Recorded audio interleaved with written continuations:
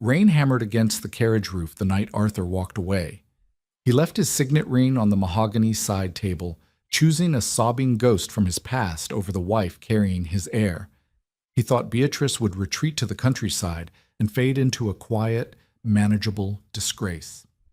He was entirely wrong. 5 years later, Arthur returned to the capital to find the woman he discarded holding the ear of the queen and the very strings of his absolute ruin. Silence in the Westfall estate did not feel peaceful. It felt heavy, like wet earth shoveled over a coffin. Beatrice sat in the wingback chair, her spine pressed rigid against the tufted leather. Across the room, Arthur was packing a leather valise. He was doing it badly. Shirts were shoved in haphazardly, the starched collars crushing under the weight of a heavy silver-backed brush. Beatrice watched his hands. They were trembling. "She has nothing, Bea," Arthur said. His voice cracked. It was a pathetic, reedy sound that scraped against Beatrice's eardrums. "Her husband died in debtor's prison. She's sleeping in a boarding house with rats. I cannot leave her there." Beatrice said nothing. She tasted bile at the back of her throat, a sharp, acidic burn that had been a constant companion for the past 6 weeks. She rested her hands in her lap, her fingers lightly brushing the heavy velvet of her skirts, right over the slight hidden rounding of her belly. He did not know. She had planned to tell him tonight, after the roast fowl, after the port. She had bought a small silver rattle. It was upstairs in her vanity drawer. "You understand, don't you?" Arthur pleaded, finally turning to look at her. His face was pale, slick with a thin sheen of nervous sweat. He smelled of brandy and fear. "I understand that you are leaving your wife," Beatrice said. Her voice was flat. She wanted to scream. She wanted to hurl the crystal decanter at his head and watch it shatter against his skull. Instead, she stared at a muddy footprint he had tracked onto the Persian rug. The mud was drying, turning a dull, chalky brown. "It is not like that," he stammered, stepping toward her, then stopping, as if repelled by the coldness radiating from her posture. "It is a matter of honor. Cecily is fragile. She always was. You are strong, Beatrice. You are so fiercely capable. You don't need me the way she does." Fiercely capable. The words felt like a slap. He was punishing her for not weeping, for not clinging to his trousers. He wanted a victim to save, and Beatrice, with her ledgers and her sharp management of his failing estates, was too solid to play the damsel. "Take your coats from the hall closet," Beatrice said softly. "The draft in the boarding house will likely be severe." Arthur blinked, stung. He wanted her forgiveness, or at least her tears, to validate his tragic romance. Getting practical advice on outerwear ruined the theatricality of his departure. His jaw tightened. He snapped the valise shut. The brass latches clicked with a sharp final sound that echoed in the cavernous library. "I will arrange an allowance," he said, suddenly trying to summon a commanding tone. "You may stay at the country manor in Somerset." "I will stay here. Beatrice, the scandal is yours," she cut in. Her heart was hammering violently against her ribs, a frantic bird trapped in a cage, but she kept her breathing slow. In through the nose, out through the mouth. The nausea surged again. She swallowed hard, forcing it down. "You are the one walking out into the rain. I will remain exactly where I belong." Arthur picked up his bag. He lingered by the door for a torturous 5 seconds, a man waiting for a curtain call that would not come. When he finally turned and walked into the foyer, Beatrice did not follow. She listened. The heavy oak front door opened. The rush of wind and rain swept into the house, bringing the smell of wet pavement and horse manure. Then, the door slammed shut. Beatrice sat in the chair for a long time. The fire in the hearth burned down to glowing embers, then to gray ash. The chill of the room crept into her bones. Her fingers were ice cold. She finally moved, her joints popping in the quiet room. She walked over to the mahogany side table. His signet ring sat next to the empty brandy snifter. He had taken it off to wash his hands before dinner and had not put it back on. Or perhaps he left it intentionally. A coward's divorce. She picked it up. The gold was heavy, cold. She walked to the fireplace, looked at the dead ash, and threw the ring into the grate. It clattered against the iron. Then Beatrice fell to her knees on the ruined Persian rug and vomited violently. The smell of sour wine and half-digested food filled her nose. She clutched her stomach, gasping for air, tears finally streaming down her face, mixing with the sweat and the dust of the carpet. She was alone. She was pregnant. She was a discarded joke. She wiped her mouth with the back of her trembling hand, leaving a smear of spit and bile across her skin. "Fine," she whispered to the empty room, her voice hoarse and ragged. "Fine." 6 months later, London smelled of roasting chestnuts, coal smoke, and quiet cruelty. Beatrice stood before the standing mirror in her bedchamber. The corsetière, a severe Frenchwoman named Madame Dubois, tugged viciously at the laces of Beatrice's stays.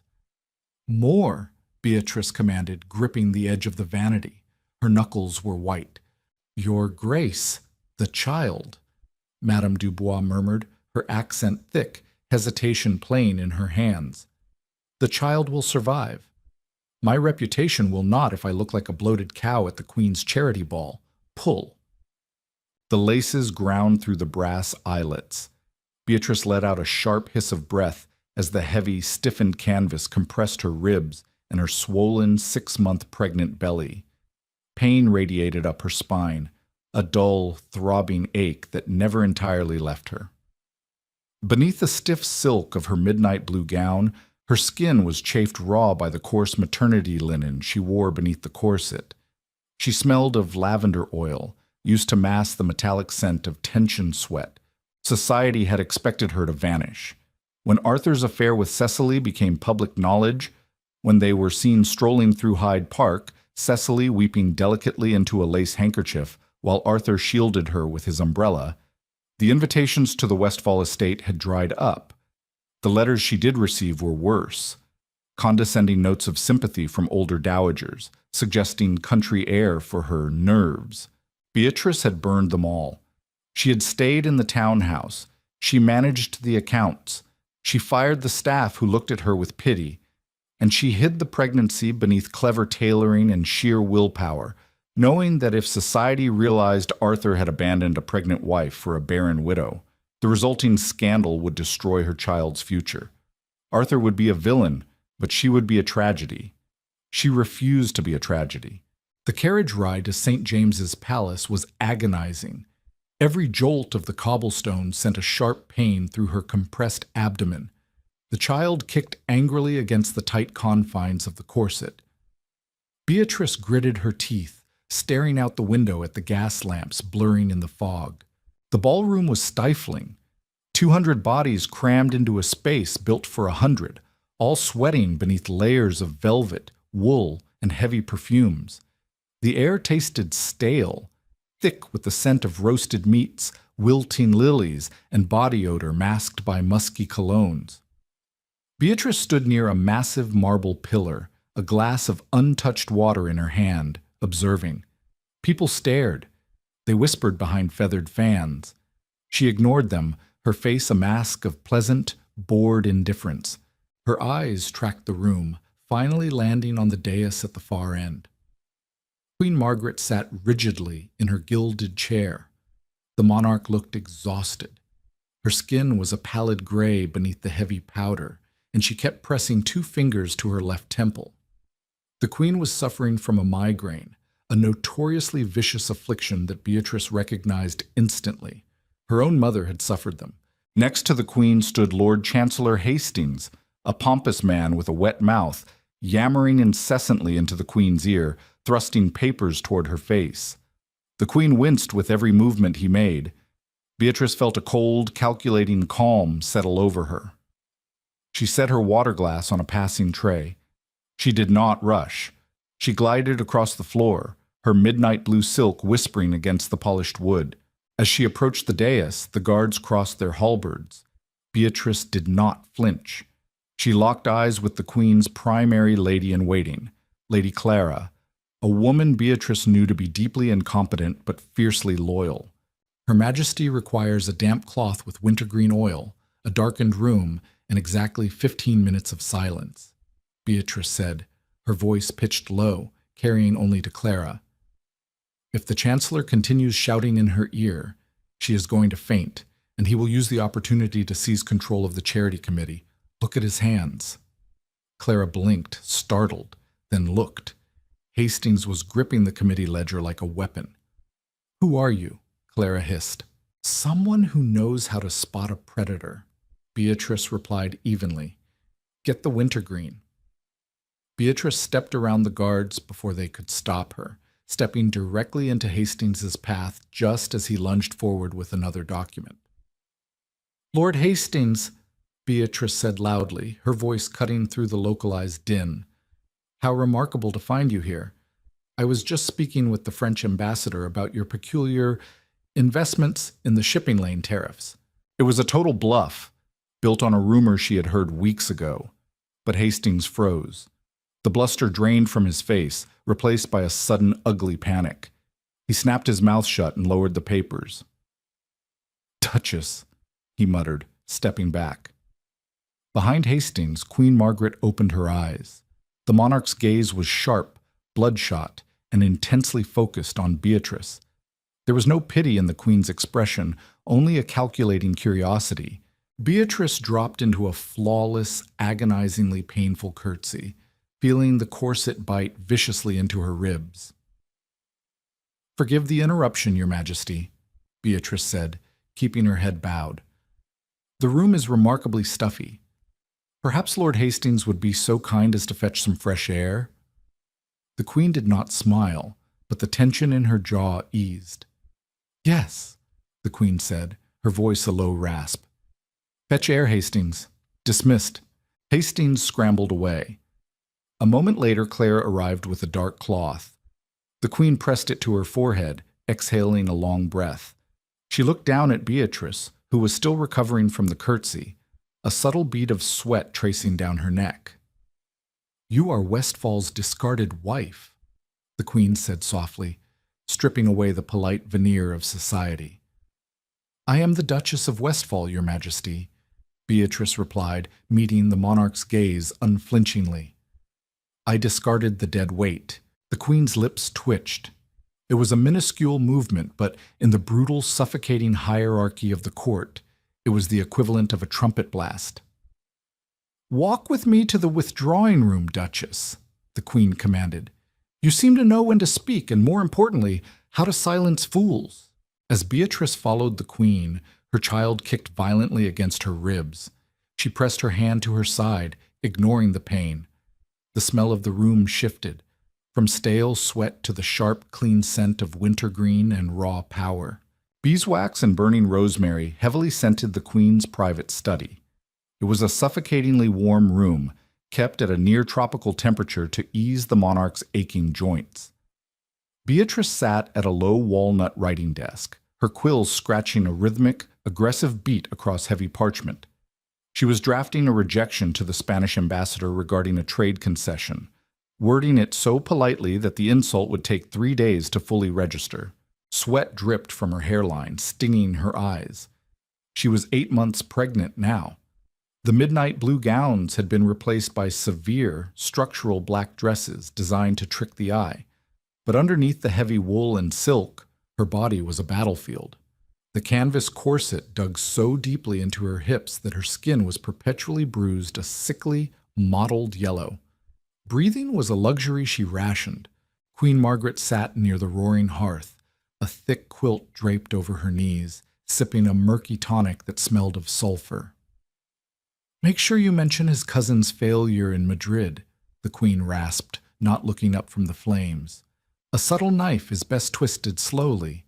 "Already done, Your Majesty," Beatrice murmured. She reached for the sand shaker to blot the ink. As she lifted her arm, a sharp, twisting agony ripped through her lower back. It was not the dull ache of the corset. It was a vicious, downward drag that seized her muscles like a vice. She gasped, dropping the shaker. Sand scattered across the polished walnut, a chaotic hiss in the quiet room. Margaret's head snapped up. Her gray eyes, usually clouded with pain and exhaustion, sharpened instantly. "What is it?" "A cramp," Beatrice managed to say. Her jaw was locked tight. She gripped the edge of the desk. The wood was solid, grounding, but her fingers were slipping on her own cold sweat. "I apologize. The heat," another wave hit her. It was stronger this time, a brutal, crushing pressure that forced a low, animal sound from her throat. She tried to stand, instinctively wanting to flee, to hide in the dark like a wounded dog. As she pushed herself up, a hot, sudden gush of fluid soaked her undergarments, running down her thighs, heavy and warm. The smell of copper and salt hit the stifling air, raw and undeniable. Beatrice froze. Her hand shook violently. She looked down at the dark stain blooming across the gray rug beneath her chair. The game was over. The lie she had bled to keep, the brutal compression of her ribs, the isolation, all of it unraveled in a puddle of amniotic fluid on the Queen's floor. "You fool," the Queen whispered. It was not a reprimand. It was a breath of absolute astonishment. Margaret threw off her quilt and stood, ignoring her own crippling arthritis. She crossed the room with surprising speed, bypassing the bell pull that would summon the guards. She grabbed Beatrice's arm, her grip shockingly strong, her fingers digging into Beatrice's bicep. "How long?" the Queen demanded, her face inches from Beatrice's. 8 months, Beatrice choked out. A third contraction slammed into her, folding her in half. She sagged against the Queen, her carefully pinned hair falling loose, sticking to her damp cheek. "Arthur, before he left." "And you strapped yourself into whalebone and canvas to hide it from the court," Margaret said. She looked at the bloodless, agonizingly tight bodice of Beatrice's dress. A strange, terrifying smile curled the monarch's thin lips. "You ruthless, brilliant idiot. You could have killed yourself. You could have killed the child." "I would rather die than let him ruin us both," Beatrice ground out, her fingernails biting into the Queen's sleeve. "Silence," Margaret commanded, though her tone was almost reverent. "Save your breath. You're going to need it."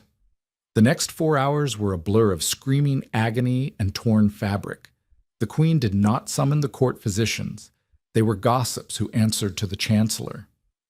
She summoned her personal midwife, a deaf woman named Maud, and locked the study doors.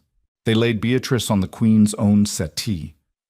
Maud took a pair of heavy fabric shears and cut straight up the front of Beatrice's dress. The thick silk and the rigid, blood-stained corset tore open with a violent ripping sound.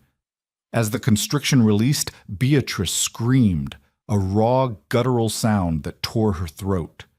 Her ribs expanded for the first time in months, cracking loudly in the quiet room. Air rushed into her lungs, sweet and agonizing. Blood smeared the brocade cushions. The smell of sweat, fear, and birth was thick enough to choke on.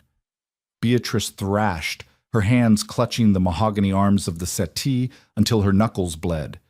There was no grace in this. It was tearing flesh, blind panic, and a pain so absolute it erased the rest of the world. Through the haze of agony, Beatrice felt a cool, dry hand stroke her forehead. The Queen was sitting beside her, ignoring the mess ruining her skirts. "Push, Duchess," the monarch ordered, her voice a steel rod in the chaos. "Push your fury out into the world. Give me a weapon." With a final chest-heaving scream, Beatrice felt the pressure break. A wet, slipping sensation, followed by a furious, high-pitched wail that pierced the heavy air. Maud wiped the squalling infant with a linen towel and laid him on Beatrice's violently trembling chest. He was small, angry, and red. He smelled of blood and life. Beatrice wrapped her arms around the slippery weight of him, sobbing dry, exhausted tears into his damp hair. Queen Margaret stood over them, wiping a smear of blood from her own cheek with a lace handkerchief. She looked at the boy, then at the ruined, panting woman on her settee. "What is his name?" the queen asked. "William," Beatrice whispered, her voice completely broken. "William," the queen repeated, tasting the word. "He shall be my godson, and God help the man who tries to claim him from either of us." 5 years later, London mud clung stubbornly to Arthur's boots. It was the cheap, gritty mud of the outer boroughs, the kind that stained leather a dull, irrecoverable gray. He stood in the cavernous antechamber of St. James's Palace, pulling nervously at the cuffs of his frock coat. The wool was frayed at the edges. It smelled faintly of stale ale and damp rot. Cecily had wept again this morning. Her tears, once delicate and tragic, had become a grating daily annoyance. She hated the boarding house. She hated the cheap cuts of meat. She hated that Arthur's remaining friends crossed the street when they saw him coming. The romantic tragedy of their elopement had curdled into the bitter reality of poverty. Arthur had come to the palace begging for a minor appointment, a customs inspector, a tally clerk, anything with a crown stipend to keep them out of debtor's prison. He expected to wait hours. He expected to grovel before some sneering undersecretary. Heavy oak double doors at the far end of the room swung open. The brass hinges groaned softly. Arthur straightened his spine, rehearsing the pathetic, groveling speech he had prepared. Footsteps echoed on the marble floor. They were sharp, rhythmic, unhurried. A woman walked into the antechamber, flanked by 2 palace guards who kept a respectful distance. She wore a gown of deep emerald velvet, the fabric so heavy and rich it seemed to swallow the light in the room. A massive chain of office, heavy gold links set with square-cut rubies, rested over her shoulders. Her hair was pulled back in a severe, flawless coil, threaded with gold wire. Arthur's breath stopped in his throat. It felt as if a physical hand had reached into his chest and squeezed his lungs flat. Beatrice did not look like a discarded wife. She looked like a queen in her own right. Her skin was luminous, her posture terrifyingly straight. She carried a leather-bound folio under one arm, tapping a gold-nibbed pen against the cover. She stopped 10 feet away from him. She did not look surprised. Her eyes, cool and bottomless, swept over him, taking in the frayed collar, the nervous sweat shining on his forehead, the ruined boots. She looked at him the way one might look at a dead rat in a gutter, not with fear, but with mild clinical disgust. "Arthur," she said. Her voice was smooth, a polished stone skipping across a frozen lake. "Beatrice," he choked out. His mind was violently reorienting itself, spinning out of control. He had convinced himself she was hiding in Somerset, knitting and weeping. The woman before him held the seal of the Privy Council. "You are here, at court." "I am the Queen's principal secretary," she replied evenly. She did not offer a hand. She did not step closer. "You requested an audience regarding a post in the customs house." "I wrote to the Chancellor," Arthur stammered, his face flushing a hot, ugly red. The humiliation was sudden and absolute. He was a beggar, and his ex-wife held the purse strings. "The Chancellor answers to me," Beatrice said simply. The weight of that statement hung in the air, thick and suffocating. She opened the folio, not breaking eye contact. "Your estate is heavily mortgaged. You owe £3,000 to creditors in the city. Your current wife has a habit of purchasing imported silks on credit she does not possess." "Do not speak of Cecily," Arthur snapped, a sudden pathetic surge of defensive pride flaring in his chest. Beatrice smiled. It was a microscopic, deadly thing. It did not reach her eyes. "I will speak of whatever I please, Arthur. I hold your debts." She flipped a page in the folio. The crisp snap of the heavy paper sounded like a gunshot in the quiet room. "I bought them, all of them. The promissory notes, the outstanding butcher bills, the gambling markers from White's. I own the very roof you and your fragile bride sleep under." Arthur took a step backward, his heel scraping loudly against the marble. Panic, cold and sharp, flooded his veins. "Why? To ruin me? Because you're bitter?" "Bitter?" Beatrice let out a short, quiet laugh. It was a terrifying sound. Arthur, you flatter yourself. You are not a tragedy to me. You are a loose end, a minor inconvenience. She closed the folio. I did not buy your debts to ruin you. You did that yourself. I bought them to control you. Beatrice took one step forward. The smell of her perfume, sharp wintergreen and expensive rosewater, hit him, overwhelming the scent of his own stale clothes. You will not get a royal appointment. You will not receive a stipend. You will leave London by the end of the week. If you stay, I will call in the debts, and you will both rot in the Fleet prison. You cannot do this, Arthur whispered, his hands shaking. You were my wife. Have you no mercy? I burned my mercy in the fireplace with your signet ring, she said, her voice dropping to a harsh private whisper. You wanted a fragile woman to save. Go save her, Arthur, but do it far away from me. Before Arthur could formulate a response, before he could beg or scream, a side door burst open. A small boy, perhaps 4 years old, ran into the antechamber. He had dark, messy hair and wore a tailored miniature riding habit. He skidded on the polished floor, laughing a loud, breathless sound, chasing a rolling wooden hoop. Arthur turned his head. He looked at the boy. Then the blood drained entirely from his face as he noticed the sharp line of the boy's jaw, the shape of his eyes. Beatrice stiffened. The cold mask cracked for a fraction of a second. She stepped swiftly between Arthur and the child, her heavy velvet skirts forming an impenetrable wall. William's laughter bounced off the vaulted marble ceiling, high and entirely oblivious to the devastation he had just walked into. The wooden hoop wobbled, lost momentum, and clattered against the toe of Arthur's mud-caked boot. The boy skidded to a halt. His dark eyes, framed by thick lashes, looked down at his toy, then slowly up at the stranger blocking his path. Arthur could not breathe. The air in the antechamber had turned to water, thick and suffocating. He looked at the curve of the boy's ears, the sharp, aristocratic slope of his nose, the specific, unruly wave of dark hair at his temples.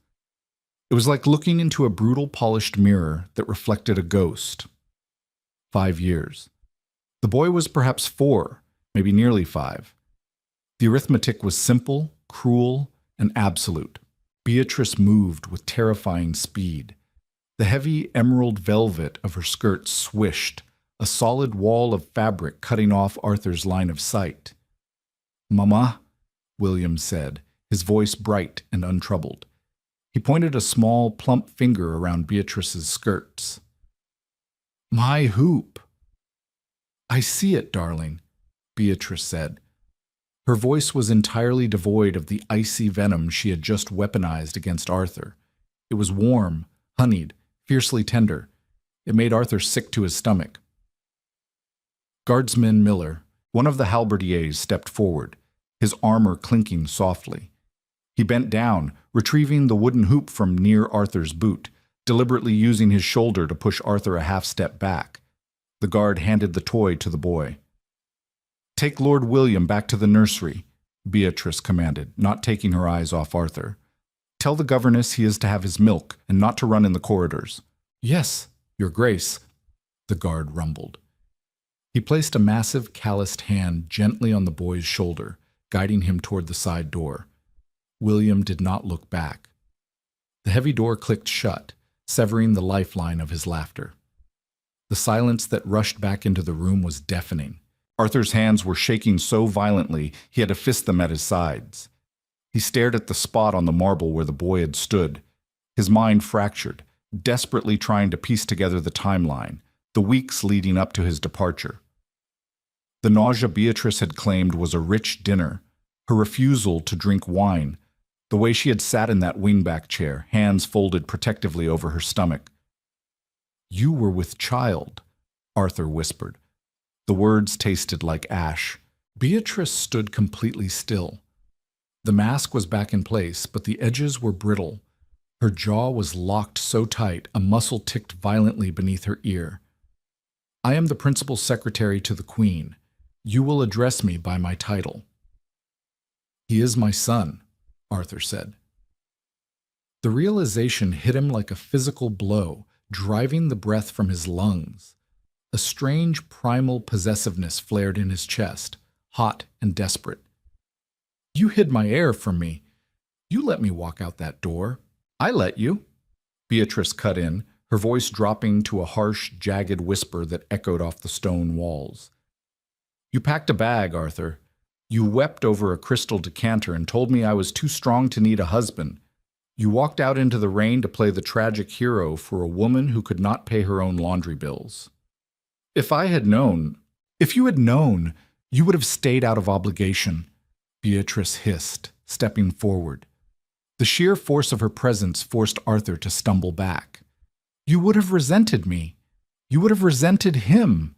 You would have drained my fortune to keep your mistress on the side, and my son would have grown up watching his father become a pathetic, divided coward.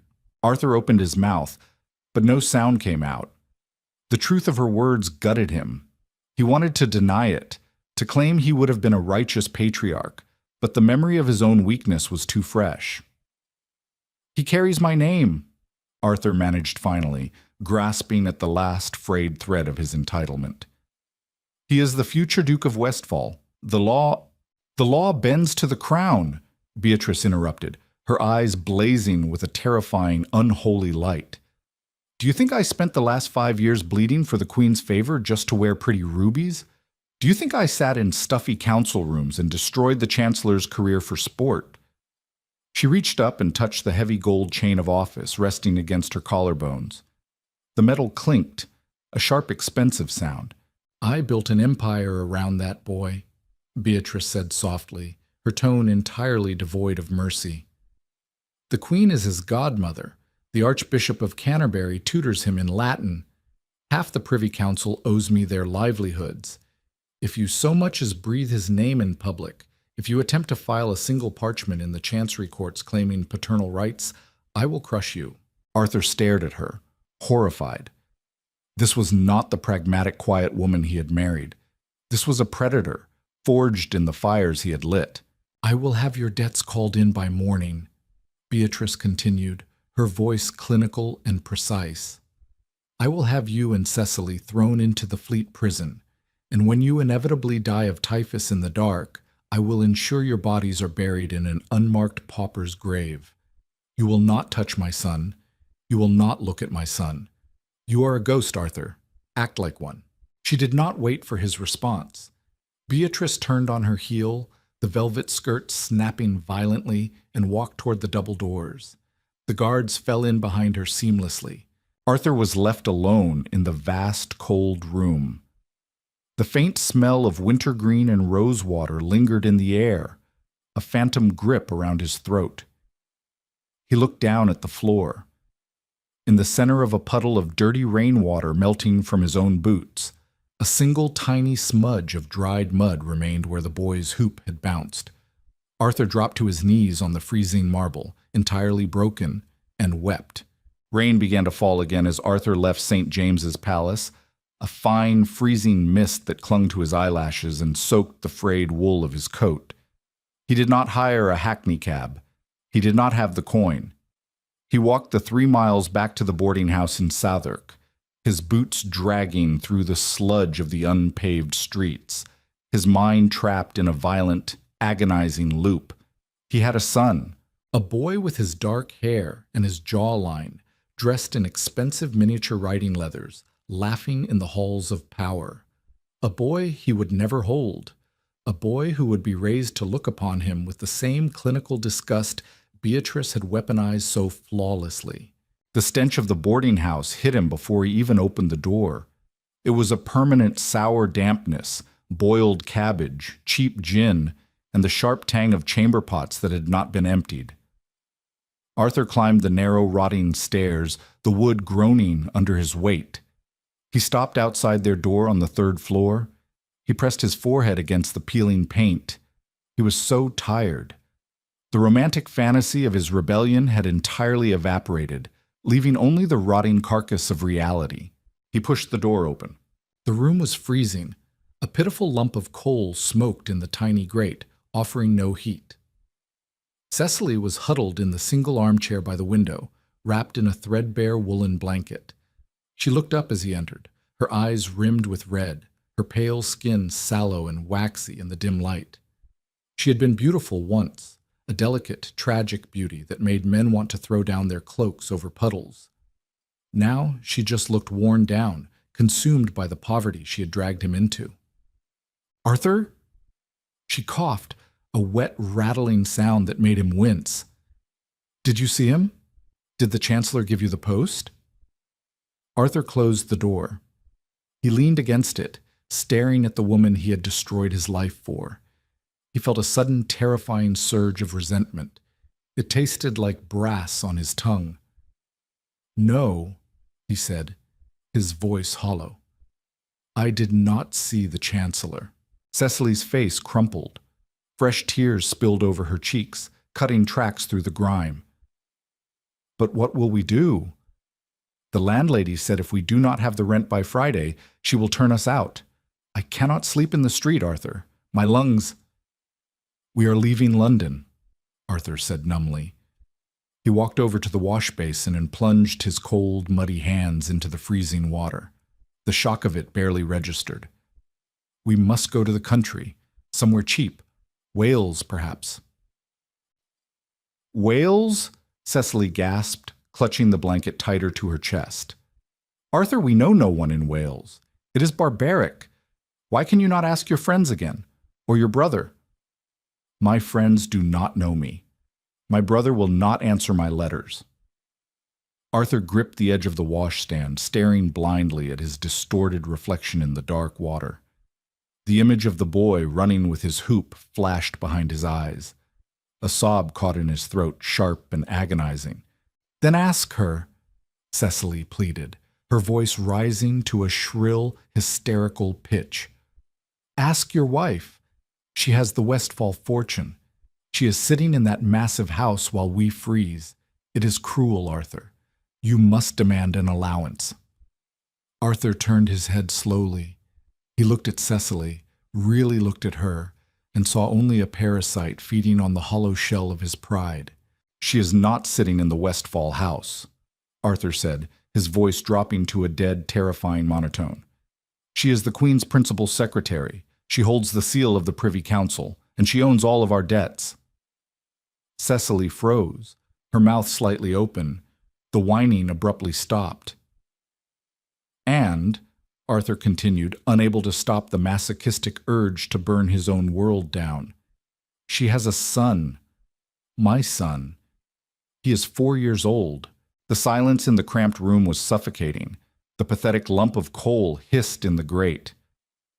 Cecily stared at him, her eyes wide with a sudden vicious realization. The romantic tragedy she had clung to, the narrative that they were star-crossed lovers persecuted by a cold, barren wife, shattered instantly. Beatrice was not barren. Beatrice was not ruined. Beatrice had won everything. Cecily let out a ragged, ugly sound, turning her face to the wall, pulling the scratchy blanket over her head. She did not speak again. Arthur stood in the middle of the freezing room, listening to the rain hit the window pane, entirely and hopelessly alone. Miles away, in the stifling beeswax-scented heat of the Queen's study, Beatrice sat rigidly on the settee, the same settee where she had bled and screamed 5 years ago. Her hands were shaking. She poured a glass of heavy red wine from the crystal decanter on the low table, but she could not bring the glass to her lips without spilling it. She set it down with a sharp clink. Her heart was still hammering a frantic, painful rhythm against her ribs. Queen Margaret watched her from the high-backed chair by the fire.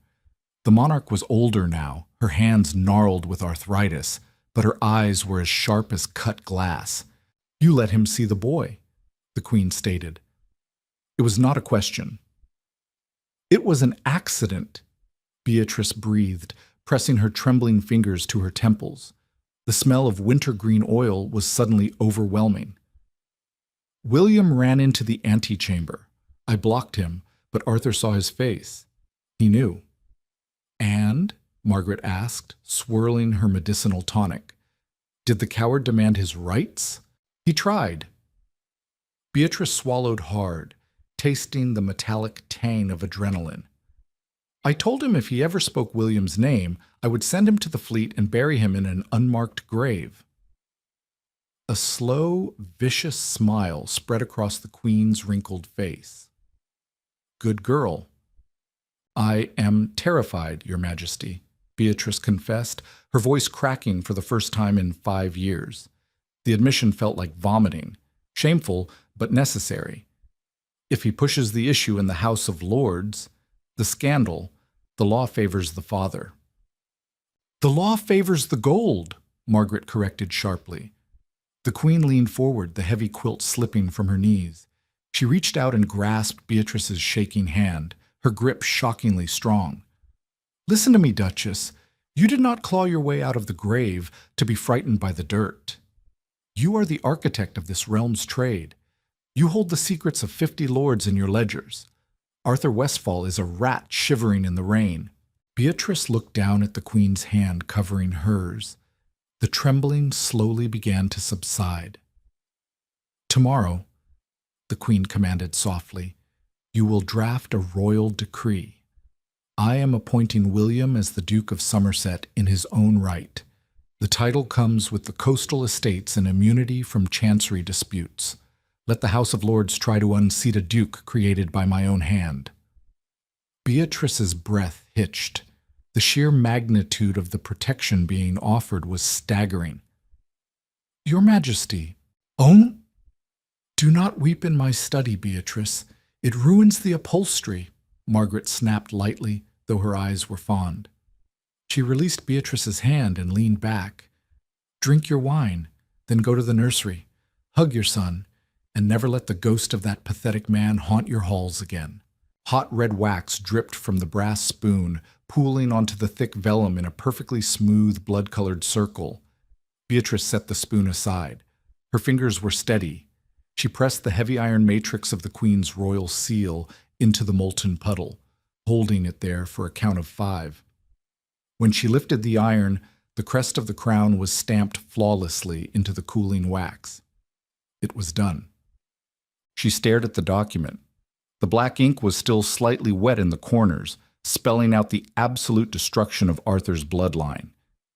By grace of God, let it be known, William, hereafter recognized as the Duke of Somerset in his own right, in perpetuity, immune from the chancery of wards. It was a staggering abuse of royal power, and Beatrice felt absolutely nothing but a hollow, ringing relief. She rolled the vellum, tied it with a black silk ribbon, and locked it inside her iron dispatch box. 3 miles away, in a cramped, rat-infested office in Cheapside, Arthur sat across from a man who smelled heavily of stale gin and rotting teeth. Mr. Hemlock was a solicitor of the lowest order, a man who scraped his living from the gutters of Chancery Lane, representing gamblers, thieves, and desperate men with nothing left to lose. Arthur's hands trembled on his knees. He had walked here in the freezing dawn, his boots leaking icy water, his stomach hollow with hunger. Paternal rights, Hemlock muttered, squinting at the mud-spattered document Arthur had pushed across the desk. It was a crude, hand-written petition Arthur had drafted the night before by the light of a single tallow candle. You want to file an injunction against the Queen's principal secretary for the custody of a male heir. He is my son, Arthur said. His voice cracked. It sounded thin, reedy against the thick, soot-stained walls of the office. The law is clear. A woman cannot keep a legitimate heir from his father. Hemlock looked up. His left eye was clouded with a milky cataract, but his right eye was sharp and entirely devoid of pity. He picked up a second piece of paper, the promissory note Arthur had brought as proof of his identity. Hemlock's dirty fingernail traced the signature of the creditor who now held the debt. Beatrice Westfall. Hemlock barked a harsh, ugly laugh. He tossed the promissory note back across the desk. It fluttered, landing on Arthur's lap like a dead moth. You are an idiot, Your Grace, Hemlock spat, leaning back in his rickety chair. It groaned under his weight. You are a suicidal idiot, and I will not be dragged to the gallows with you. I am a duke, Arthur snapped, a pathetic flare of aristocratic pride rising in his throat. "You are a corpse," Hemlock corrected coldly. "You just haven't stopped breathing yet. Do you know what that woman did to Lord Hastings last month? He tried to audit her shipping ledgers. 2 days later, Customs seized his entirely legal merchant fleet for quarantine violations. His cargo of Indian silk rotted in the harbor. He is bankrupt." Hemlock leaned forward, his gin-soaked breath washing over Arthur's face. "She is the Queen's left hand. If I file this petition, I will lose my license by noon, and you will be arrested for sedition by nightfall. Take your paper. Get out of my office." Arthur stared at the solicitor. The desperate, foolish hope that had carried him through the freezing rain shattered into fine, sharp splinters. He reached out with shaking fingers and picked up his handwritten petition. He crumpled it in his fist. When Arthur stepped back out into the alley, the cold bit viciously through his damp coat. A stray dog sniffed at a pile of rotting cabbage near his boots. He looked up at the gray, suffocating sky of London. He was trapped. There were no courts, no laws, no sympathetic ears left for him. Beatrice had systematically bricked up every door and window of his life, leaving him in a dark, shrinking room to suffocate. Back at St. James's Palace, the nursery was entirely silent, save for the rhythmic clicking of the radiator. Beatrice stood by the window, the heavy velvet drapes pulled back just enough to let in the pale afternoon light. William was asleep on the thick rug, his small limbs sprawled in the star-shaped abandon of a child who had never known a moment of true fear. His dark hair curled damply against his forehead. He smelled of warm milk and the faint, dusty scent of his wooden building blocks. Beatrice sank to her knees. Her joints popped, a phantom ache radiating from her lower back, a permanent souvenir of the corset that had hidden his existence. She reached out, her fingers hovering a fraction of an inch over his soft cheek. She did not touch him. She was afraid her hands were too cold. "I am a monster," she thought, the realization settling over her not with guilt, but with a grim, heavy peace. She had destroyed a man today. She had weaponized the crown, intimidated the courts, and bought human debt to use as a garrote. She had become everything she once despised about the capital. But as William let out a soft, sleeping sigh, rolling onto his side, Beatrice knew she would do it 1,000 times over. She would burn London to the ground and rule the ashes if it meant this boy would never shiver in the dark. Winter hardened the London mud into treacherous ridges of ice by late January. The boarding house in Southwark did not just smell of damp anymore, it smelled of copper and death. Cecily coughed. It was a wet, tearing sound that seemed to rip through the thin, peeling wallpaper of their rented room. She sat huddled near the empty grate, pressing a stained handkerchief to her mouth. When she pulled it away, the white linen was speckled with bright, arterial red. Arthur sat on the edge of the lumpy mattress. He did not move to comfort her. He just stared at the bloody rag. He was hollowed out. The flesh had melted from his bones over the last 2 months, leaving his face gaunt, his eyes sunken and bruised with exhaustion. He had sold his silver pocket watch in November. He had sold his wool overcoat in December. He was currently wearing 2 thin linen shirts layered over each other, shivering violently in the freezing draft that blew through the cracked window pane. "Arthur!" Cecily gasped, her breath hitching painfully. "The doctor. You must fetch him." "With what, Cecily?" Arthur asked. His voice was dead, devoid of inflection. "I have 3 copper pennies. The doctor will not cross the river for copper." "I am dying," she sobbed, clutching her chest. Her hair, once a cascade of golden ringlets, hung in lank, greasy strings around her sallow face. "You promised me. You said you would take care of me." "I lied," Arthur said flatly. The cruelty of the admission surprised him, but he found he didn't care. The romantic illusion was completely dead.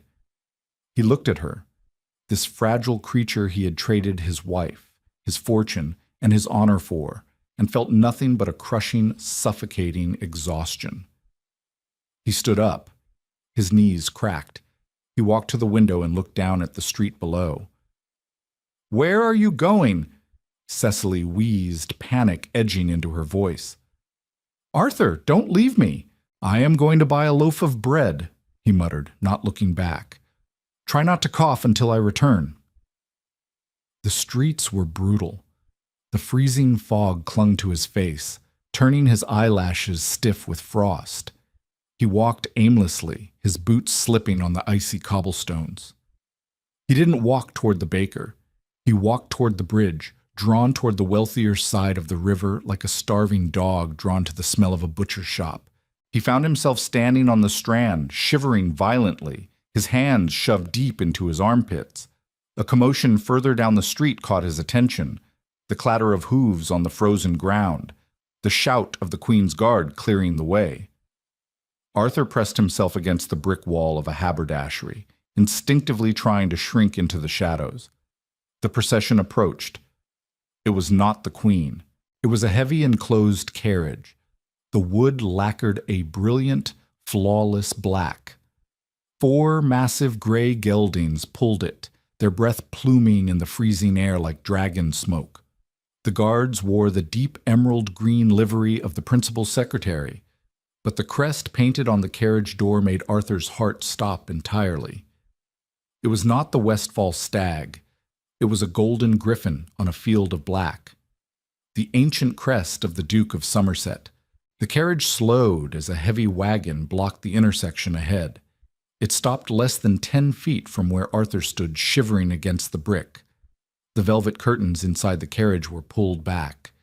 Beatrice sat facing forward. She wore a heavy cloak of black fox fur, her face pale and untouchable in the winter light. She was reading a document, completely ignoring the freezing masses outside her window. Sitting across from her was the boy.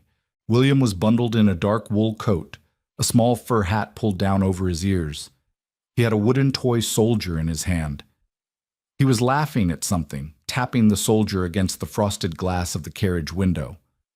Arthur could not breathe. He stepped forward, his frozen boots crunching loudly on the ice.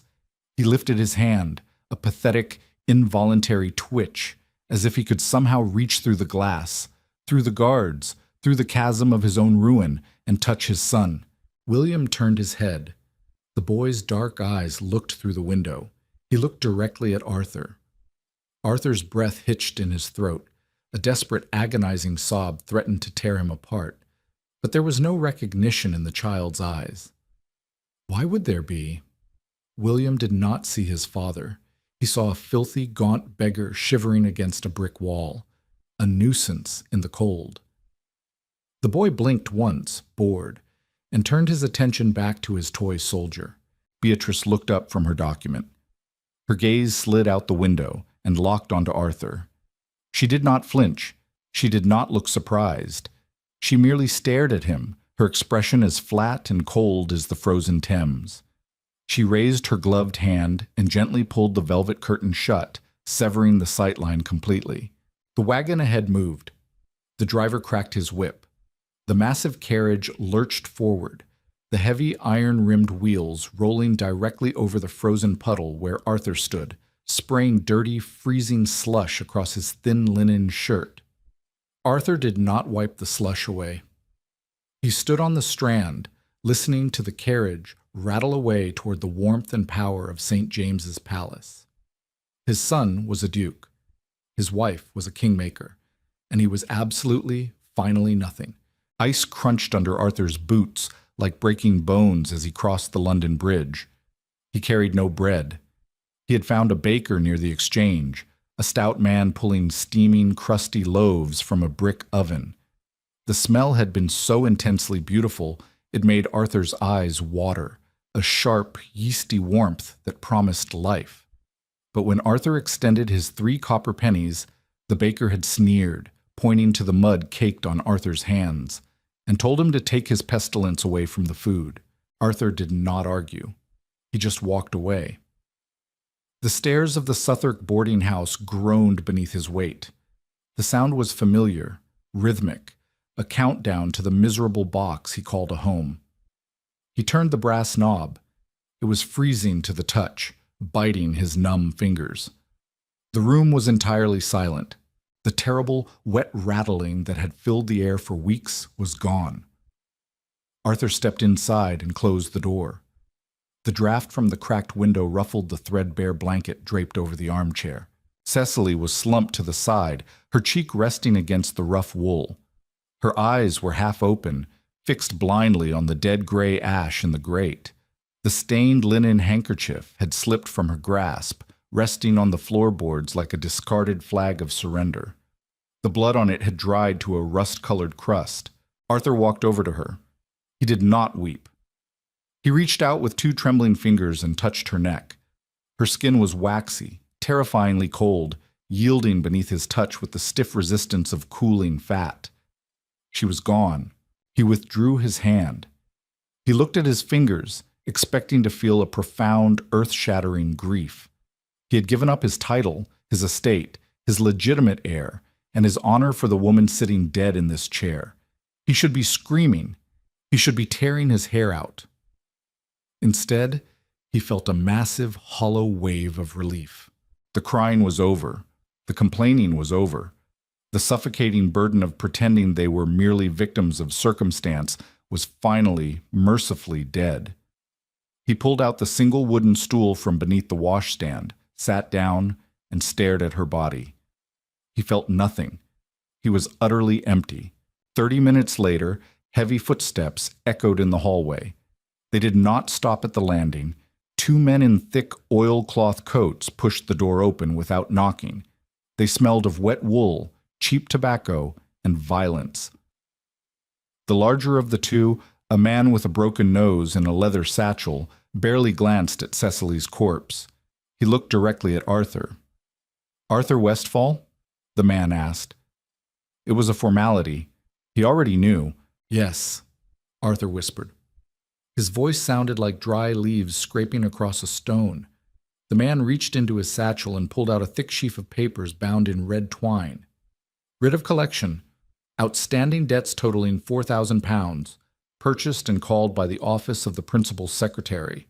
You are ordered to the Fleet Prison until the balance is paid." Arthur did not protest.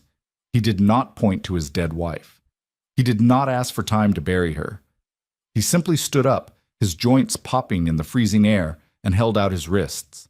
He belonged to Beatrice now. He always had. The walk to the Fleet Prison was a blur of gray slush and stinging wind. The bailiffs flanked him, their massive shoulders blocking the gale, treating him not as a duke, but as a piece of meat being delivered to a butcher. The prison itself smelled of the Thames at low tide, a foul, rotting stench of sewage and desperation. The heavy iron gates shrieked as they swung open, a metallic wail that scraped against Arthur's teeth. They pushed him down a flight of slick, stone stairs into the lower wards. There was no light down here, just the sound of dripping water and the rustle of unseen bodies shifting in the damp straw. A turnkey, his face obscured by the shadows, shoved Arthur into a cramped iron-barred cell. The heavy door slammed shut, the lock engaged with a loud, absolute clack. Arthur sank to the wet stone floor. He pulled his knees to his chest, trembling uncontrollably in the dark. He had nothing left to sell, no one left to betray, and no name worth speaking. He had finally reached the absolute bottom. Across the city, in the heavily guarded, velvet-draped sanctuary of her private office, Beatrice dipped her gold-nibbed pen into a pot of iron gall ink. The fire in the hearth snapped, a warm, violently cheerful sound. A thick, leather-bound ledger lay open on the mahogany desk. It was the master ledger of her personal accounts, not the Crown's money, but her own. She turned to a specific page. There, listed in neat, sharp columns, were the promissory notes, the butcher's bills, the tailor's invoices, every scrap of paper that proved Arthur Westfall's existence. A royal courier had just delivered a brief, unsigned note on a rough parchment. Debtor secured, housed in the lower wards.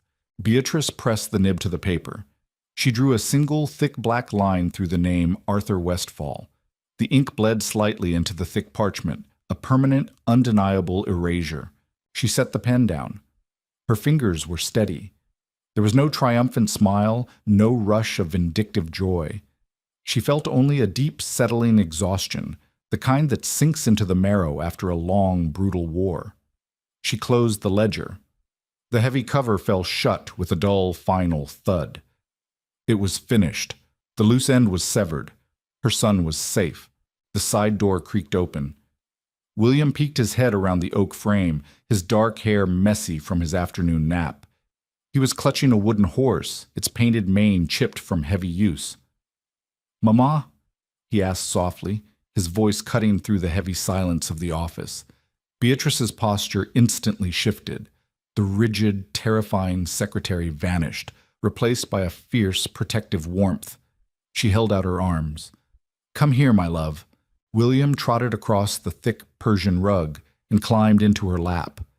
He smelled of lavender soap and warm sleep.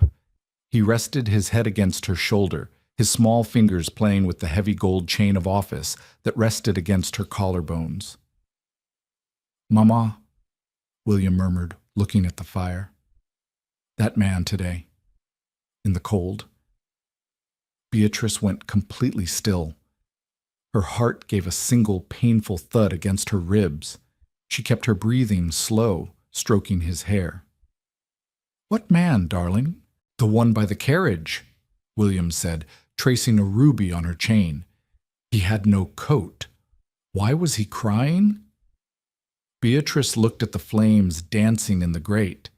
She thought of the freezing wind on the strand. She thought of Arthur's hollow, begging eyes staring through the glass. She thought of the rain on the night he walked out, leaving his signet ring in the ash. "Because it is very cold outside, William," Beatrice said, her voice smooth, perfectly calm. "And some men do not know how to build a fire." She pulled the boy closer, burying her face in his hair, the scent of him grounding her to the earth. She had built a fortress of gold and power around them, cemented with ruthlessness and survival. The world outside could freeze. Arthur could rot in the dark, damp belly of the fleet. The past was dead, locked away in a ledger she would never open again. Beatrice closed her eyes, the heat of the hearth warming her skin, completely and entirely untouchable. What a devastating conclusion. Beatrice built an empire from the ashes of her broken marriage, proving that sometimes the ultimate revenge is simply outlasting the people who tried to destroy you. Did Arthur get exactly what he deserved, or was his punishment too severe? Let us know your thoughts in the comments below. If you enjoyed this dark, grounded historical drama, please hit that like button, share this video with your fellow storytelling fans, and subscribe to the channel. Don't forget to ring the notification bell so you never miss another tale of power, betrayal, and survival.